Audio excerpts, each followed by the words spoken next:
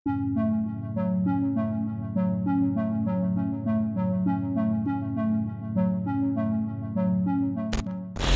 akhirnya dah potong kita dah. Dan dia satu-satunya selain Singapura, Thailand, Vietnam, Indonesia satu-satunya yang ada peluang besar untuk layak ke pusingan ketiga. Kemenangan timnas Indonesia melawan Vietnam patut kita acungkan jempol. Dalam 20 tahun akhirnya timnas Indonesia bisa menang di Hanoi, Vietnam. Dengan kemenangan bersejarah Indonesia itu, media Malaysia turut menyindir timnasnya yang gagal menang lawan Oman dan mereka kecewa tak terima harus turun peringkat ke 137 di bawah Indonesia karena Indonesia naik peringkat pesat dari 142 ke 133. Selain itu, supporter Malaya mengungkapkan bahwa Indonesia paling besar peluangnya masuk ke fase ronde ketiga kualifikasi Piala Dunia. Alhamdulillah aku berkesempatan ke stadium, dapat buat coverage di sana. Tapi malangnya kita tewas dengan jaringan 2-0 untuk kelayakan Piala Dunia 2026 dan Piala Asia 2027. Okey, macam biasa aku akan buat review secara ringkas apa yang aku faham, apa yang aku nampak dalam padang. Selepas habis Piala Asia, kita tiada game, tiada liga, ramai player pergi bercuti, pergi berehat dan suddenly kau kena turun training camp, kau kena menjalani satu perlawanan. Ni bukan perlawanan friendly, ni perlawanan kelayakan Piala Dunia weh. Dan kau tahu dalam grup kita adalah Oman yang paling kuat. So kita tewas kat Oman 2-0 dan kita tewas kat sini pun dengan jaringan 2-0. Okey, sebelum dua-dua game ni berlangsung, aku meletakkan harapan yang tinggi sebenarnya. At least paling busuk-busuk pun kita kedua-dua game ni kita seri, ataupun satu game menang, satu game kalah. Itu target aku sendiri sebenarnya. Dan masa kat Oman, aku dapat tengok live bersama rakan-rakan aku. Dan bila di sini aku dapat berkesempatan untuk buat coverage. Kita cerita game semalam sebenarnya, sejujurnya aku sangat-sangat kecewa. Aku sangat kecewa bila kalau aku rasa semua orang bercerita pasal Dion Cole, di mana body language dia sangat-sangat. Time tu aku rasa di media zone tu pun ramai yang dah maki, dah bangun, "Oi, apa kau buat Dion ni?" Sebab aku tak tahu, aku rasa dia pun koyak, dia pun mental down, mental break. Maksudnya aku nampak bila Shihan dapat bola, Dion Kul suruh bagi kat Dominate, tapi Shihan tunggu sampai opponent datang, Oman, dan dia bagi kat Dion Kul. Dion Kul nak sepak balik ke Dion Kul nak sepak ke Dom, tapi terkena Oman lah. Dan body movement yang membuatkan aku kecewa. Dia macam dia bukan nak kejar dulu, dia mengeluh dulu.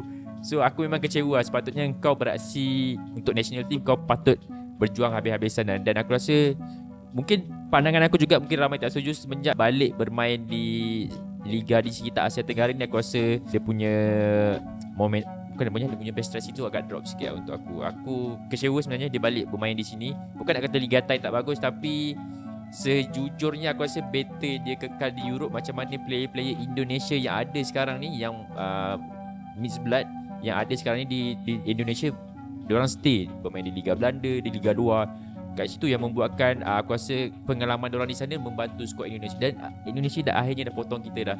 Dan dia satu-satunya selain Singapura, Thailand, Vietnam, Indonesia satu-satunya yang ada peluang besar untuk layak ke pusingan ketiga. Sebenarnya aku tak, kalau untuk aku sendiri, aku kurang bersetuju dengan projek naturalisasi. Aku lebih prefer mixed blood macam Dion. Tapi Dion pun agak barai semalam. Cuma aku rasa kita kena luaskan pool player kita yang ada mixed blood. Sebab aku rasa mixed blood ni at least ada darah sikit, diorang ada main untuk ada jiwa dah. Dan untuk aku sebenarnya di era kebangkitan, kalau kau tengok last kita layak Piala Asia sebenarnya dibantu oleh anak-anak tempatan. Masa last aku rasa hanya ada Dion, Kobin, Mat Dewi saja yang mixed blood. Selainnya Syafiq Ahmad, Azam Aziz, siapa lagi yang ada kan. So aku sangat kecewa. Dan aku harap pihak FAM pun support Kipangun. Apa yang dia nak, aku rasa darah warisan yang digembar-gembur sekarang ni, aku rasa harus diberi peluang, harus diberi chance untuk bermain dekat Liga Malaysia. Dan untuk aku sendiri, fan pun kena dipijak di bumi yang nyata, kena realistik. Aku faham korang sekarang ni tengok Indonesia tengah meningkat naik kan. So aku rasa Indonesia pun mengalami, masa kita tengah naik, Indonesia tengah mengalami satu fasa proses. So kita pun melalui fasa yang sama. Dan aku masih optimis kita mampu layak ke pusingan 3. Sebab itulah aku rasa kita akan dapat peluang yang lebih besar. 18 tim terbaik Asia, kau akan bertemu dengan Arab Saudi, Korea, Jepun. Itu yang aku nak tengok Malaysia macam mana. Oman 2, Malaysia 0 Ini merupakan satu keputusan yang sebenarnya agak menyakitkan hati, terutamanya kepada penyokong Harimau Melaya khususnya. Di mana dalam perlawanan ini sebenarnya Malaysia telah cuba untuk berjuang menentang Oman tempat mereka habis-habisan. Perlawanan ini juga sebenarnya menunjukkan sebenarnya pasukan Malaysia ni masih kurang kualiti individual, terutamanya penguasaan bola kalau berbanding dengan pasukan Timur Tengah dah terbukti dalam beberapa perlawanan sebelum ini. Malaysia sebenarnya bermain dengan agak baik separuh masa pertama, tidak melepaskan sebarang gol separuh masa pertama.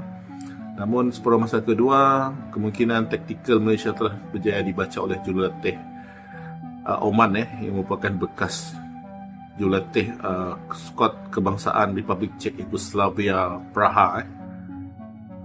So mungkin pengalaman jurulatih juga, mungkin faktor sedikit kesilapan daripada pemain pertahanan khususnya Harimau Melaya. Jadi inilah korang keputusan akhirnya 2-0. Selalu berbuka dengan kolak, es pisang hijau, gorengan. Tapi malam semalam tim Indonesia mereka berbuka dengan lauk Vietnam. So mereka membantai Vietnam dekat tempat sendiri sampai 3-0.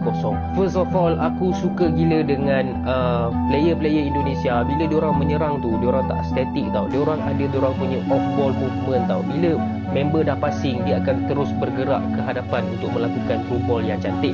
Kau boleh tengok sepanjang game tu, diorang main attractive football. Dan gol-gol yang dihasilkan, gol yang pertama sebenarnya datang daripada corner. Member datang daripada jauh daripada jauh, slow dia pergi depan dan dia berjaya menghasilkan gol. Tak ada orang marking sebab dia tak berada dalam zon. Dia datang daripada luar zon, masuk ke dalam kotak penalti. Gol yang kedua adalah boleh kata hasil daripada individual brilliance lah. Daripada Mamat Rana tu jadilah 2-0. Dan aku ingatkan game habis dengan 2-0, tapi dekat hujung-hujung tu mereka gol lagi sebiji hasil daripada counter attack. So game berkesudahan dengan 3-0. Hasil daripada game ni telah meletakkan Indonesia di tempat kedua dan berpeluang cerahlah untuk layak ke pusingan seterusnya. Sebab apa? Diorang akan lawan Filipin juga nanti. Dan Vietnam diorang dah menang dua-dua game. So memang seharusnya selayaknya mereka akan dapat tempat kedua. Tapi Indonesia menang besar 3-0 lawan Vietnam. Alhamdulillah. Ya, Francis, you sendiri tengok macam mana game? Abang kau ke? Kenal lah. Okey. Ada skill level lebih kurang, tapi kita macam tak ada idea. Because for the whole game, apa kita buat? Kita pass ke winger, and we cross. Keeper Oman satu job dia. Just take the cross and that's it. That's their job. We don't really give them any tak bahaya sangat tau kita punya attack. Kita tak ada idea. Skill ada, tapi idea tak ada. Datang setiap game Malaysia tak pernah miss lagi. Wah, ini tegang. Tapi bang, kita kalah dengan pasukan tangga ke-80 bang. Adakah something yang perlu dikecewakan? Kecewa lah sebab macam tak ada semangat nak main lah. At least bagi fight sikit untuk lawan. Tapi tadi kita tengok macam tak ada semangat nak main. Agak kecewa lah.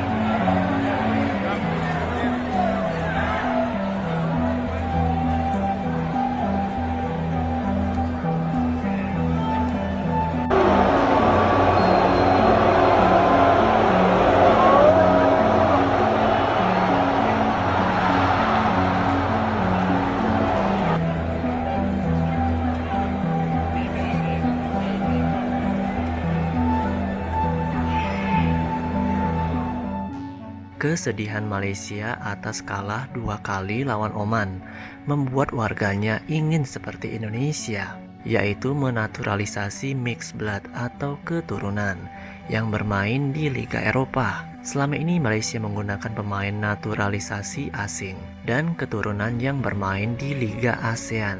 Netizen Indonesia pun turut berkomentar, Malaysia ngikutin Indonesia nih, dan kita tahu seperti pelatih sama-sama Korea, dan sekarang mau pemain keturunan di Eropa juga, sama seperti Indonesia.